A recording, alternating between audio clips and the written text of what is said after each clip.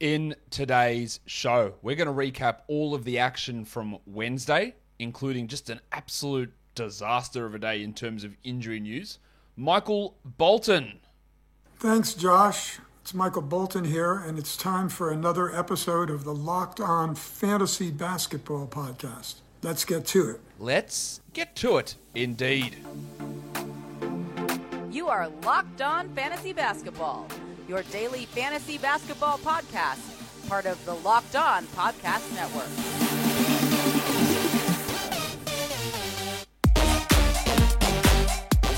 Hello and welcome to the Locked On Fantasy Basketball Podcast, brought to you by Basketball Monster. My name is Josh Lloyd and I am the lead fantasy analyst at basketballmonster.com and at Yahoo Sports Australia. And you can find me on Twitter, as always, at redrock_bball and on Instagram at Locked On Fantasy Basketball. This episode is brought to you by Shopify, the all-in-one commerce platform to start, run, and grow your business.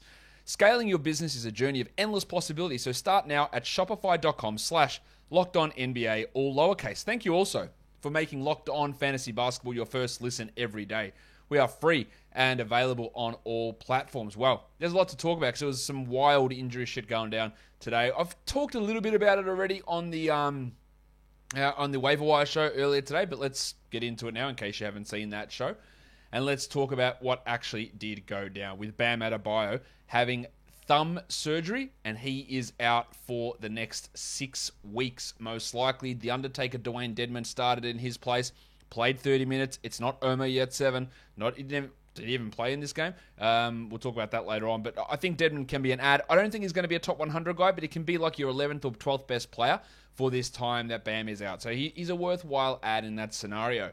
Damian Lillard is out for at least 10 days after an MRI discovered abdominal tendinopathy. I'm not going to say that you heard it first here on the Locked On Fantasy Basketball podcast, but you heard something pretty bloody similar. That this ab issue was something that they did consider surgery for in the off-season, and it's been bothering him, and it's one of the major reasons for his slow start to the year. I don't think that this injury means that he's out for the year. I don't think it means that. They're obviously struggling, the Blazers. But it also means that we're worried about this being a thing that's going to cost him many, many games. Or maybe that's an exaggeration. It's going to cost him games throughout the season. We have to add Anthony Simons in this case. Even if it's just for 10 days, you've got to add Simons and see what he can produce, and who knows where this goes for Dame. This is at least 10 days, remember that.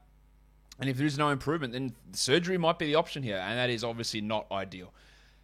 More importantly, Nasir Little is out for a week with a hamstring injury, so if you added him hoping that he would take on some extra responsibility, he won't.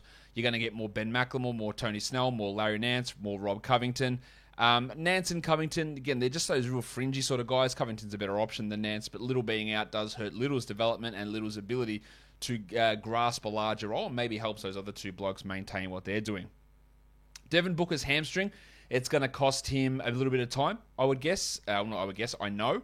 We're going to be seeing him out for probably a week, maybe 2 weeks with his hamstring injury. They started Cam Johnson in the second half last game, but it'll be Johnson, it'll be Payne, it'll be Shamet that all get a little bit of a boost in Booker's absence. You can try to stream in Johnson for 12-team leagues. You could consider Payne as a 14-team streamer. Shamet's more 14 to 16-team leagues, but none of them are going to be blowing through the top 100, I wouldn't have thought. And then there was some news, which is not really news, but it's a little bit of news, I guess, on Tony Warren Jr. He had a favourable scan, but that doesn't mean shit because we still have no idea when he's coming back, apart from maybe it's in January.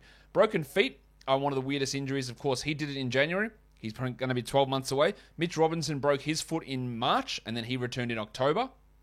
So that's 7 months. Zion broke his in August, and allegedly he's going to be back in December. So that's 5 months. So we're talking like a 12 month for Warren, 5 months for Zion. Like very, very different recovery timeframes for broken feet. And I think that is absolutely something just we've always got to keep in our head, that those things can wildly vary depending on the player and the type of break and the healing and all that sort of stuff, which we don't really know what that situation was in Warren's case. Unfortunately, we don't have that access to that information. But let's move on now and talk about the games across the NBA, starting with an upset victory for the Orlando Magic over the Denver Nuggets. The Magic were down pretty big in this game. And then we got huge night from Cole Anthony in his return. They win at 108-103 for the Nuggets. Big Chungus, Nikola Jokic.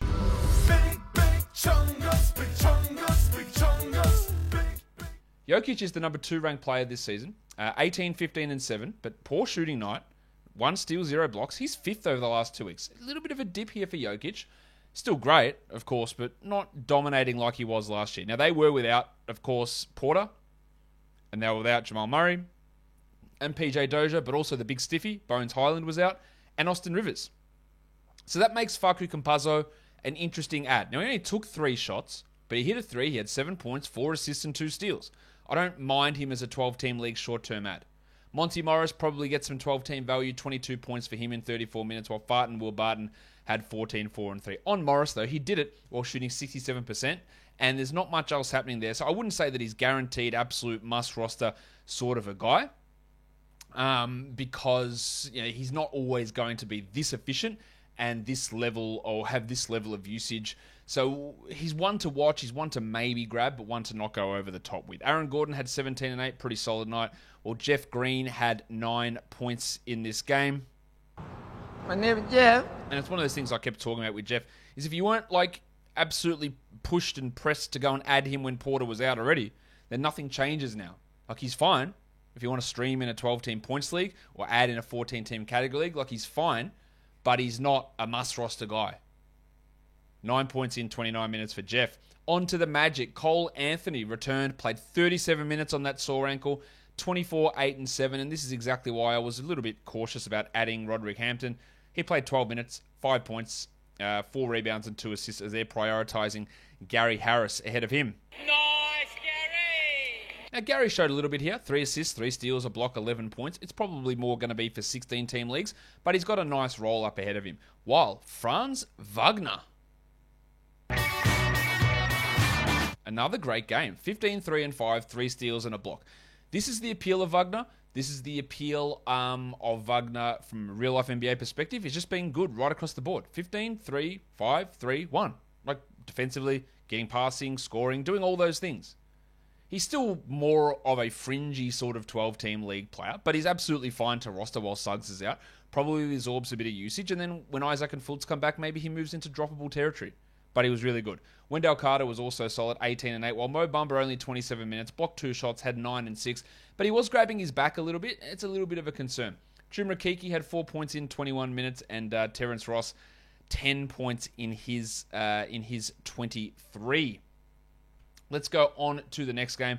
It is the Atlanta Hawks and the Indiana Pacers. The Hawks win at 114-111. Trae Young had 33, 8, and 10 with 2 steals, while Pants, Kevin Huerter, 19 points, 3 triples, a steal, and a block on 73%. Now, he's obviously a must-roster player, Huerter, because of all the absences there. They also started Timothé Luwawu-Cabarrot. He had 8 points in 25, and Solomon Hill got 14 minutes. Those guys are probably just going to absorb a lot of that playing time, and then when Cam Reddish comes back, it renders them useless, so I wouldn't be too worried there.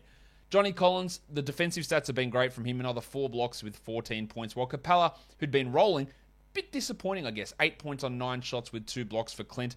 Delon Wright and Lou Williams also saw their minutes jump, as did the Italian cock Danilo Gallinari, but none of them are must-roster 12s. Gallinari is the closest, but he's more of a 12-team streamer versus a must-roster 12-team league player. For the Indiana Pacers, Brogdon was great again. 36 minutes, 27, 6, and 9, 3 steals. And Miles Turner returned from his one-game illness absence to have 17 and 9 with 2 blocks. So good stuff from Turner. Of course, we can't trust the consistency with Turner, but it was good to see that. And that is another strong game from Sabonis. Now, it helps when you shoot 90%. 22, 10, and 4 is really solid, and his last couple of games have been impressive. They also went with O'Shea Brissett with Justin Holiday out. Brissett played 18 minutes, had 8 points with 2 threes, 2 steals, and a block. So if you're in a 20-team league, Brissett could be a short-term option. I mentioned Justin Holiday was out with COVID. That was in yesterday's show. So they started Chris Duarte. He played 35 minutes and had 11 points, including blowing the game-winning layup. He shot 39%, but even before he moved to the bench, guys, remember, he was a droppable player. So I wouldn't be scurrying to add him. There are better options, like an Anthony Simons, that you can add in a 12-team league versus re-adding Duarte. He's fine if you want to, but I don't think it's going to be high priority or anything like that. While I think, I don't know if I want to do it, but man, it's 10-team leagues. Karis LeVert. Get that garbage out of here! Man, he's useless. What's he doing? 6 points, 25%, horrendous efficiency, didn't hit threes, didn't get to the line. He's the 190th ranked player this year. I think even if you wanted to drop him in a 12-team league, I don't think you could be blamed. I would be loath to do it, especially with Holiday out, but he looks trash. He looks really bad, and you've got to think that his back is rooted. You have to think that. TJ McConnell played 3 minutes before going out with a wrist injury. I do not believe that TJ McConnell is a 12-team roster rule player, as I have mentioned approximately a million times, I would guess. But I haven't mentioned a million times that we all love this sound. I've mentioned it a few times. But here it is. Again, that is the sound of another sale going through on Shopify. It is the all-in-one commerce platform to start, run, and grow your business. In case you didn't know, Shopify is a complete commerce platform that lets you start, grow, and manage a business. The subscription-based software allows you to set up an online store and sell the products. And Shopify store owners can also sell in physical locations using Shopify POS, our point of sale app, and accompanying hardware. Scaling your business is a journey of endless possibilities. It's like a dream. And Shopify helps you make your entrepreneurial dreams come true. There you go, dream. I knew it. Shopify powers over 1.7 million businesses from first sale to full scale, reaching customers online and across social networks with an ever-growing suite of channel integrations and apps, including Facebook, Instagram, TikTok, Pinterest, and more. So go to shopify.com/LockedOnNBA, all lowercase, for a free 14-day trial and get full access to Shopify's entire suite of features. And just quietly, if you're typing web addresses into your browser toolbar using caps lock, I reckon you might be a serial killer. I think everyone is doing it in all lowercase, but Shopify, thanks for pointing that out. Grow your business with Shopify. Maybe they just don't want serial killers being a part of their business. Grow your business with Shopify today. Go to shopify.com/LockedOnNBA right now. Shopify.com/LockedOnNBA. If you know that you got rid of all the subscriptions that you don't need or that you forgot about, you could save hundreds of dollars. That's very different from going to all the trouble to actually remember, find, and cancel them. That's why you need Truebill. Truebill is the new app that helps you identify and stop paying for the subscriptions that you don't want or need or that you simply forgot about. And you could save up to $720 per year with Truebill. Companies can make it hard to cancel, and Truebill makes it incredibly easy. They have got their Truebill concierge, and you just go up to them and say, "Concierge, can you help me look through the subscriptions that I don't need or want?" And they go, "No worries, mate." Bang on. I go, "Concierge, why are you speaking like an Australian?" "Well, actually, mate, I'm speaking like an American with an Australian accent." All right, cool. Truebill has over 2 million users and helps them save over $100 million as I go delirious here. Don't fall for subscription scams. Start canceling today at Truebill.com/LockedOnNBA. Go right now. Truebill.com/LockedOnNBA. It could save you thousands a year. Truebill.com/LockedOnNBA.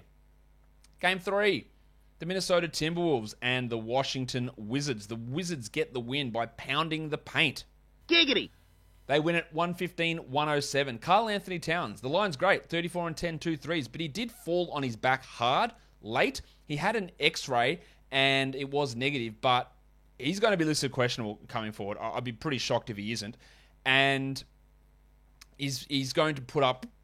Look, I'm worried. Let's say that. Like, I wouldn't hate adding Naz Reid in a 14-team league because I think Towns might miss a bit of time with some tailbone type issues. That is not...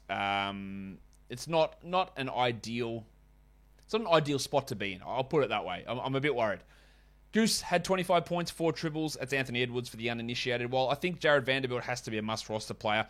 4 and 12 with 2 blocks on 67%. D'Angelo Russell, just horrid shooting. 10 points on 17%, but added 9 assists, added 2 blocks. He's been really, really good this year. While Reed himself had 13 in 18 minutes.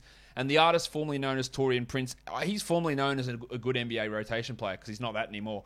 5 points in 16 minutes for Taurean. Well, it looks like Leandro Bolmaro has permanently taken this job from Jordan McLaughlin.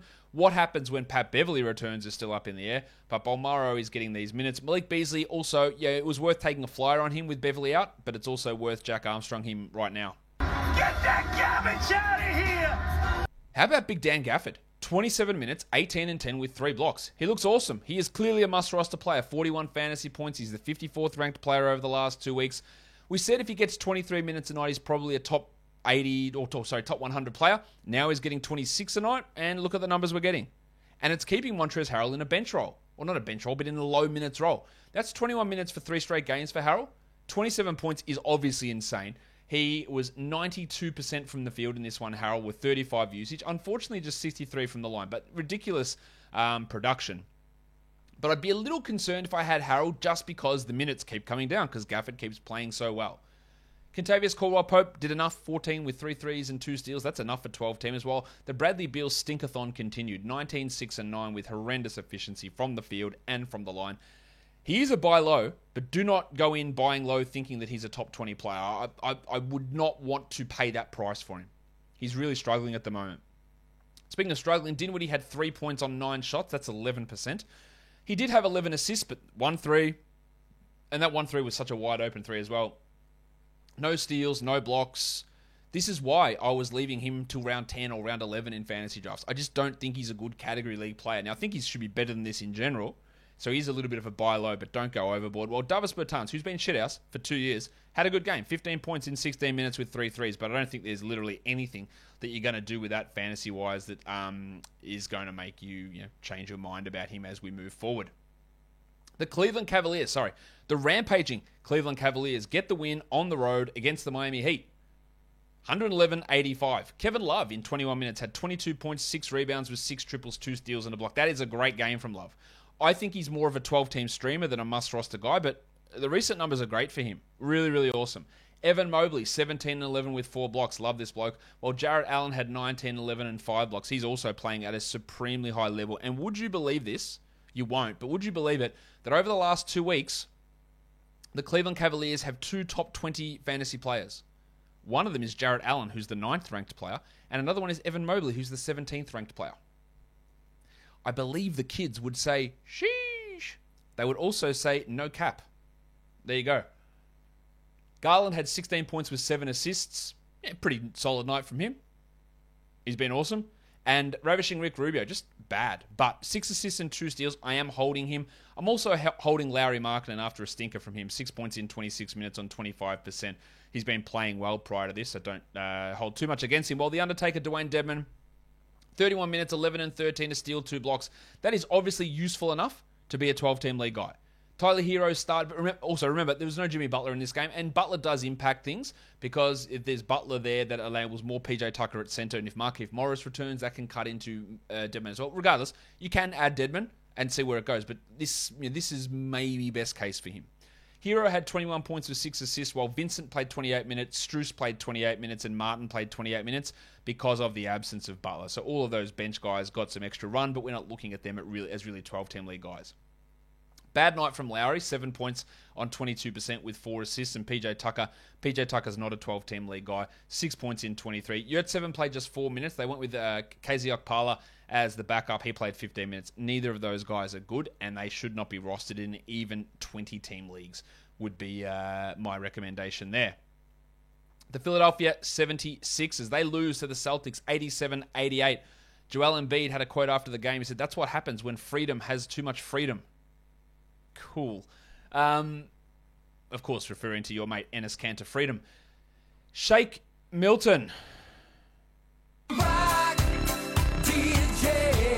Now that is rightfully embarrassing because I pushed Shake and then as I pushed it, I flicked the little scroll wheel on my mouse and it moved up to Rock DJ. Let's try again. 16 points, 2 steals and a block for Shake Milton. He got really hot early when no one could hit a shot. It's solid enough. He's like a 12-team streamer, more of a 14-team league guy. Seth Curry continued to play well, 17 with 6 assists. And Embiid is a little bit of a buy low. 18% shooting. He can't hit anything. But still, despite 18% shooting, he had 13 and 18, 6 assists, 2 steals, and 3 blocks. And he also was only 6 of 10 from the line. So horrendous efficiency. 56th over the last 2 weeks, Joel is. So there's some definite buy low ability there for him. Toby Harris, also a buy low for the Thick Hogsman. I think I am a TH? T to the H. Yeah, TH for life. 8 points on 6 rebounds, a steal and a block. There is value in maybe betting him by low. While we knew this was going to happen, that Tyrese Maxey would lose usage with Embiid coming back, and we knew that 50% 3-point shooting rate and that really high efficiency had a level of dropping off, and it's dropping off hard. 6 and 6, 1 assist, 33 minutes, 23% shooting from Maxey. The last little run of him has been pretty poor. This is why we wanted to sell high when he was putting up those top 50 numbers, because it had no chance of sticking, and we're seeing that now. I'm not saying we'd drop him by any means, but this was as predictable as anything. We're copying it here. He will improve from this level, though. I don't think Danny Green's a 12-teamer, 6 points in 21 minutes, but interestingly, Furkan Korkmaz is just the 6 minutes. Thibault, Niang, Milton, those guys getting minutes over him. So, obviously, you can drop Korkmaz outside of deeper leagues. Drummond had 9 boards and 2 blocks, just doing what he needs to do. I still don't think that he is anything more than a real specialist and a guy you can stash in a weekly league or in a roto format. In a daily changes, it's very hard to hold on. Jason Tatum continues to infuriate with horrible shot selection, but 26 and 16 is a good fantasy result, while Al Horford, 10 points, 8 rebounds, and the 5 blocks is great. And it's good to see the Rock DJ, Rob Williams, back. Let's do it for him now. 3 blocks and 10 points in 25 minutes. Rough shooting from Marcus Smart, but he had 8 assists and 2 steals, while Dennis Schroeder on the bench had 13 points on 33%. Someone told me that I'm definitely wrong in saying that I think Schroeder might become a droppable player. He's the 110th ranked player, Dennis, over the last 2 weeks, and I do think that he will sit into like a 28, 29-minute role when everyone's healthy. But Jaylen Brown is not healthy. His hamstring is clearly bothering him. They go on a 5-game road trip now, which includes 2 back-to-backs. I would expect Jaylen to play maybe 3 of those games. So that does help boost Schroeder's value in the short term. I think once we hit January, I'm not sure Schroeder is going to be must roster. He can still be useful. He can still be streamable, but I don't think he's going to be must roster. Enes Freedom had 4 points with 7 rebounds in 17 minutes. He got rotation minutes over Romeo Langford. I have to think it's because that he can match up okay with Embiid at times, and I don't think this will necessarily be what happens every game. Well, I mentioned about Jaylen Brown, and he did struggle. JB, you've done it again. In fact, you didn't do it. 9 points on 27% and 50% from the line, 4 rebounds and 3 assists. He is clearly not healthy. It is a little bit buy low, but I am somewhat worried that he is going to miss more time with this current injury that he is dealing with. You know that football season is rolling, and the best place to find all your props, your lines, and your contests is at BetOnline. It is your number one spot for all of your sports action this season, in fact. So head to the new updated desktop or mobile website and sign up today and receive a 50% welcome bonus on your first deposit by using our promo code LOCKEDON. From basketball to football, the NHL, boxing, UFC, and right to your favorite Vegas casino games. Don't wait and take advantage of all of the fantastic offers for the 2021 season. BetOnline is the fastest and easiest way to bet on all your favorite sports. BetOnline is where the game starts. All right, that's good stuff. Let's go on to the next game. The Charlotte Hornets. They go down to the Milwaukee Bucks, 127-125. Just a super, super fun game. Let's start with LaMelo Ball. And I am going to do a show giving my November awards, All-Stars, all that sort of thing. And LaMelo's on an All-Star team, I'm telling you now. Like, he's on the Eastern Conference All-Star team. He looks great at the moment. Really, really putting up some fantastic numbers. He's a first-round fantasy player this year, amazingly. What do you have here? 36, 5 and 9. 3 steals and a block and hit 8 triples. He is the 10th ranked player this season. I think he's going to be better than that as we move forward. He's awesome. Gordon Hayward, 18, 3 and 5. While Rozier, he's been up and down, man. The shit shooting, the unbelievable shooting, and then back to the shit. 10 points on 30%, but he added 8 assists, he had 3 steals, he had a block, so keeping some nice value there. While Oubre played 31 minutes. Now, I do think Oubre's production is going up because Mason Plumlee's out, and I know they're different positions, but with Plumlee out, it means Washington plays every single minute at center, and it means you need more wings to come in there. So that's what's happening here with Oubre. 25 points, 5 threes. Sell high on him if you can. Otherwise, you can ride this out. While Miles Bridges had 22 and 9 with 2 blocks. Unfortunately, 1 of 2 from the line. That's been a real problem for him, but otherwise good stuff. And PJ Washington, 9 and 10 with 4 assists. And he is a 12-team league guy for now, but how they run this when we get Plumlee back is going to be really intriguing. And it does look like Plumlee will be back soon. Ish Smith played 3 minutes. Remember when Ish Smith was cutting into LaMelo's playing time? That was a laugh. And then Jalen McDaniels had 5 points in his 23 minutes. For the Bucks, Giannis. Giannis Antetokounmpo. Unfortunately for Giannis, he went 69% from the line. Giggity. But he had 40 and 12 with 9 assists and a steal. And Middleton, been talking about maybe a bounce back coming for him. Well, I guess it was sort of a bounce back. 21, 6 and 5 with 4 threes. And it was also Grayson Allen's best game in a while. 16 and 7 with 3 threes and 2 steals. Don't do anything more than stream Grayson in. But it was good to see. 11, 4 and 7 for Holiday, while Connaughton had 11 points, 3 threes, 2 steals. Now, nobody is denying that Connaughton's been great. 74th ranked player over the last 2 weeks, 101st for the season. I just do not see any way this continues all season. So if I get any top 100 player in a deal for Pat Connaughton, I do that trade. Punch Bob struggled, 10 and 7. on 36%, while DeMarcus Cousins made his Bucks debut, played 15 minutes. As per usual for Boogie, good per minute numbers. 7 and 4 with a 3 and a steal. Yeah, he's a solid deep league ad, but don't add him in 12-team leagues. He's not going to push and get 25 minutes. Well, that's not true. I don't think he does, and if he does, I'd be absolutely surprised if that's where we ended up with Cousins. But for deeper leagues, there was enough there to make you go, okay, yeah, that's worth a look in those deeper formats. Let's go to the Houston Rockets and the Oklahoma City Thunder, where some interesting things did go down. The Rockets with a big comeback, win at 114-110. How about the wild thing, Jae'Sean Tate? 35 minutes, 32 and 10, 7 assists, 2 steals, 5 blocks. He was 73% from the field. He was 90% from the line. And let's get a couple of things out of the way here. That was awesome. It obviously really helped that Jalen Green, Christian Wood, and Kevin Porter and DJ Augustin are all out. You absolutely roster Jae'Sean Tate at the moment. You absolutely sell high Jae'Sean Tate. But there are so many things here that are not realistic. 73% shooting, 90% from the line, 10 free throw attempts. Look, he's top 50 over the last 2 weeks. You sell him. You sell the absolute shit out of Jae'Sean Tate here because there are so many things that went into this game happening, and that's not to take anything away from him because he was great and he was unbelievable and he was the key force for them winning this game, but there's just so much stuff there from a statistical perspective that has no way of being able to be replicated. With KPJ out, Cousin Kev, we had Armani Brooks start. You want in a 14-teamer? Stream him. 18 points, 4 threes, 2 steals, 2 blocks. Garrison Matthews with Jalen Green out, 14 points with 4 threes. Eric Gordon, don't worry about him too much. Maybe a 16 or 14-team streamer. 8 points in 32. I'm officially worried about Christian Wood.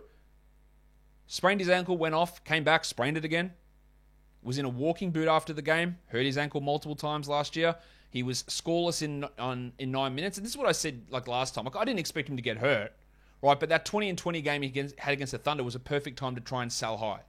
Because he's not that good. He's not that level of player. 9 minutes, 0 points. Now, what do we do in replacing him? Because Daniel Tice got the start in the second half. Yeah, cool. 1.9 rebounds. And then there's the delicate dancer, Alperen Şengün. It's a delicate dance in just 17 steps. Now, disappointingly, he played only 13 minutes. He had 5 points, but 4 assists, 1 steal, 2 blocks. I know he's going to be productive if he plays 25 minutes. He will be a 12-team league guy. I don't know what Steven Silas is going to do, whether he's going to start Şengün or start Tice or how he's going to run this rotation. But I have no problem with taking a flyer on Şengün with the understanding that it might not work out because you could get a run of top 70 value for a week, 2 weeks, 6 weeks. Who knows what's going on with Wood?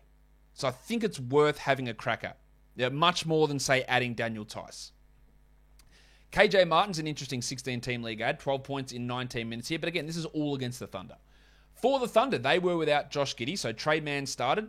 Probably not the best game. 11 points, 2 rebounds for him. He's going to get another opportunity tomorrow, and you can stream him in there. While Gilgeous-Alexander, 39 in 38 minutes, and Lou Dort had 19 points, got his efficiency back, hit 4 threes, had 2 steals and a block. Great numbers all around. It was good defensive stuff from Darius Bazley with 3 steals and a block, but again, the worst shooter in the NBA had 4 points on 6 shots. And Jeremiah Robinson-Earl, a nice bounce back, but predicting the Thunder rotation is impossible. Last game, he played 21 minutes and Isaiah Roby played 27. This time, 34 to Joe Rogan and 14 to Roby. So Roby's not a guy to have. Robinson-Earl's fine in 12 teams. I don't think his ceiling is particularly high, though. Ty Jerome only had the 11 points in his 16 minutes, while Paul Watto, had 3 points in 19 minutes. Just thought I'd mention him. Also, Alexei Pokusevski, he just continues to look shocking. He does not look good at all at the moment. The next game was an absolute ass-kicking. Yes, it was. The Dallas Mavericks smashed the Pelicans 139-107. Doncic had 28 points and 14 assists. He shot 69% from the field. Giggity! And he shot 100% from the line. Couldn't ask for anything more. 49 fantasy points. Kristaps Porzingis. The ankle injury? What ankle injury? Who cares? 20 and 10, 28 minutes, 2 blocks. Unbelievable. The burner Jalen Brunson, 17 points in 24. He's a 12-team league guy. They changed their starting lineup. They moved Timmy Hardaway to the bench and put Reggie Bullock in. Hardaway had 16 points in 25 minutes. Now, I don't think that we need to look at this and go, this is what happens, because he shot 67%. I thought he was a droppable player before today. If you want to hold because he played well here, that's fine, but I don't think he's going to maintain must-roster 12-team status. And they went back to Dwight Powell starting at center with Willie Cauley-Stein out because, again, Moses Brown is not an NBA-caliber rotation player. Brown had 5 points in 4 minutes. in his garbage time, while Boban played 10 minutes. Disappointing from Kleber, 5 points in 16 minutes for Muxie. I would still hold, but the last 2 games have trended downwards. I thought he was trending up to play 39, and they've trended down. That's disappointing. As for Bullock, only like 18 teams I would consider him. 6 points, 2 triples there, and Powell started, but who gives a shit when you play 11 minutes and have 7 points? On to the Pelicans. On a positive side of things, we had a better game from Devontae Graham, 13 points, 6 assists, 2 steals, and 3 threes. That's much better because he's been bad. I still think he's a 10-team drop, and you maybe want to hold in 12s, while Ingram had 29 points, and his horrid efficiency looks to have corrected the last 2, 65% shooting. I don't have any problem with jettisoning, that's the word, Nickeil Alexander-Walker. 12 points, 28 minutes, 4 assists and a steal. This was without Josh Hart, so he had a real opportunity to establish himself, and he did not. While Jonas Valanciunas, after last game's insanity, he shot 13%, had 6 points in 25 minutes. Cool. Herb Jones, also not a 12-team league ad. He had a steal and a block, but shot 13%. He's just a streamer and a deeper league player. And Garrett Temple continues to get the most gifted charity good bloke minutes in the NBA. Good bloke, not an NBA rotation player. Yet he's the guy that started with Josh Hart out, which makes no sense. And also, if you did decide to add Billy Hernangomez, I would assume that you've come to your senses over the last 2 games. Get that garbage out of here! 4 points in 13 minutes with 5 rebounds. He just is not... There was never the opportunity for him to be a 12-team league guy. It was never there. Go and drop him, please. There's no need to be holding on. While Kyra Lewis had 11 points in 15 minutes, this team is really, really weird. It's really bad. Lewis needs to play more. And I think he's a better prospect than Alexander Walker, and I've consistently said that. He hasn't always shown it, but I'd just like to see a little bit more out of your mate, Kyra Lewis Jr. All right, so let's go on to the last game of the night, and it's seeming like a daily tradition now. There's a gigantic storm. It is pissing down. I'm worried that I'm going to lose power once again. I didn't yesterday. That was good news, but yeah, it is. It's not great outside. So let's talk about this game. The Kings, they get the win over the Clippers. In the end, 124-115. De'Aaron Fox, 24 points, 5 assists, 3 steals, and a block. He looked much better in this game. Efficiency was up. Hopefully we can start to see it fully turn around. They were without, again, Mo Harkless, Marvin Bagley, and the pencil Harrison Barnes. Barnesy! So Terrence Davis had a massive game. 30 minutes, 23 points, 5 threes, and 3 steals. He shot 64%. I wouldn't overreact to this. It's great, but there's a dude that was out of the rotation, literally, and came in with a gigantic game on unsustainable shooting. Like, it's just not going to continue. Maybe in a 16-team league, you take a flyer short-term if Barnes is out, but even in a 12-team league, the 2 previous starts were shithouse. So this is good, but it doesn't mean anything moving forward. Much like the great game from Davion Mitchell, I don't think means a lot. 20 points in 28 minutes is great. He hit his first 7 shots, missed his last 3. Had 3 threes and 2 steals. But, the extra minutes because you're losing at least 2 rotation players there with Barnes and, Harkless. Or Barnes and Bagley, whoever they want to run things. One thing is the Barnes is out, and that's enabling other players to get more minutes. 16 and 11 for Holmes in 33 minutes. Good to see those minutes way up, even though he did sustain a hard fall. He played through it, but let's hope nothing flares up after that.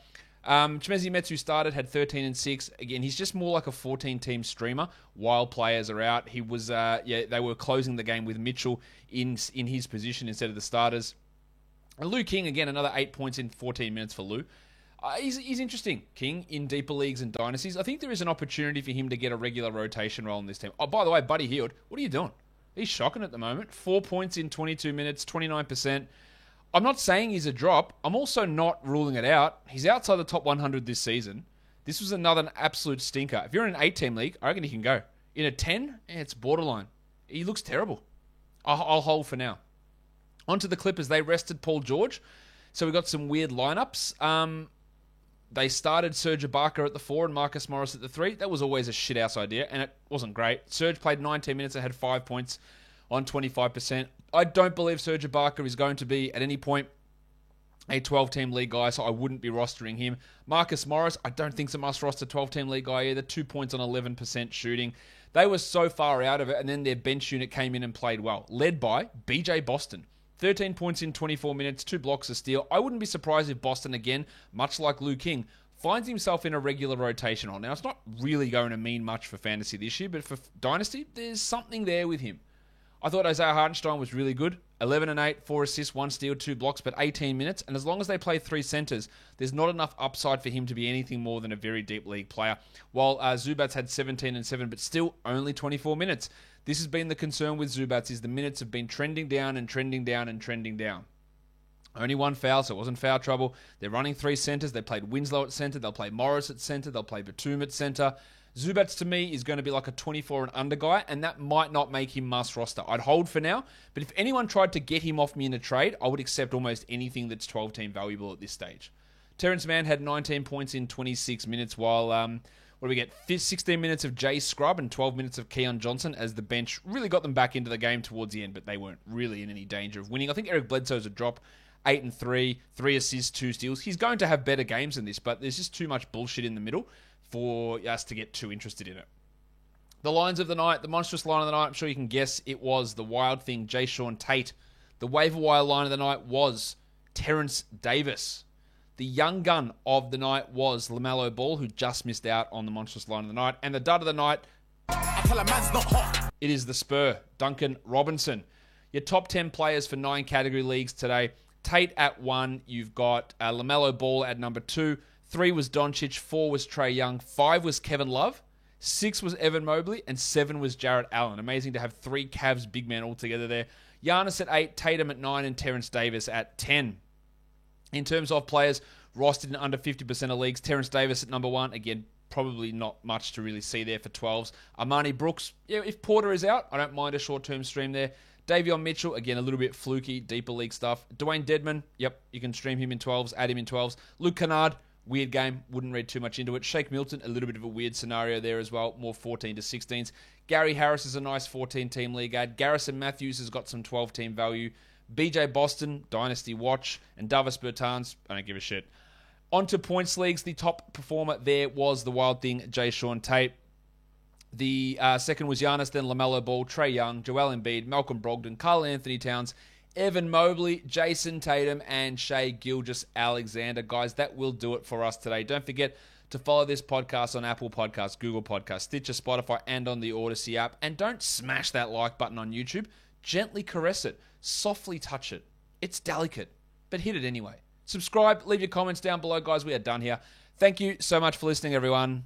See ya.